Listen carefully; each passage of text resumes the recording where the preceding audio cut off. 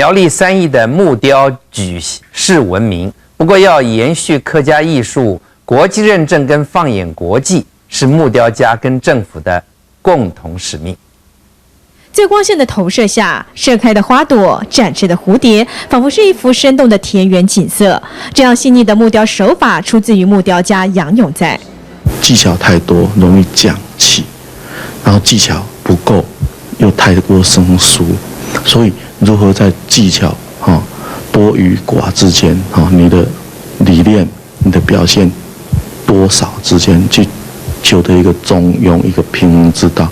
有了生命力还不够，如何延续木雕的创作生涯？放眼国际，势在必行。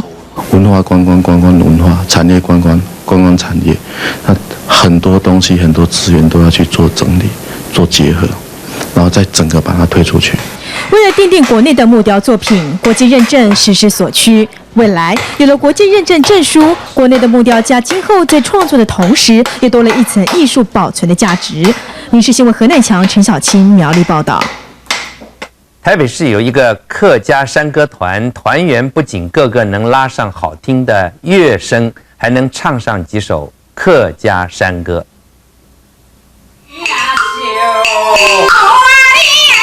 诙谐的歌词，俏皮的动作，这首情歌森半谋唱出了客家夫妻的浓情蜜意。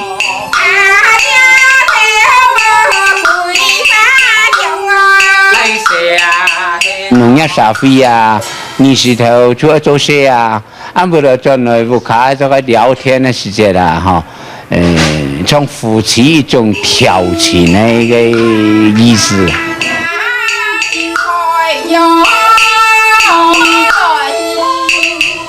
夺过5次冠军的陈美琪说：“山歌要唱得好听，用心体会歌词情境很重要。你客家山歌十分有感情的，夹歌词每一个歌词都十分好，我就安尼感觉，所以我迷上了个山歌。胡琴、锣鼓等传统乐器当然也不可少，和谐的音乐再配上高亢的歌声，客家山歌扣人心弦。”民视新闻何乃强、陈小青台北报道。新竹县有一位82岁做柿饼的何老先生，凭着多年的经验，在不景气的时候，竟然能做到2个月1000多万的业绩。82岁的何阿榜老先生做柿饼已经有70年的经验了，现在他的手还可以很灵巧地为柿饼码砂机。别小看这简单的动作，这可以让柿饼能脱色又有好口感。柿饼是客家人重要的点心，虽然现在从去蒂、削皮到烘干都已经非常现代化，可是酒匠风和祖传的经验仍然是不可缺少的关键。认真啊，嗰種咧，比如從呢個字邊會開嘅時間多啲，乜個好冇還沒有做法。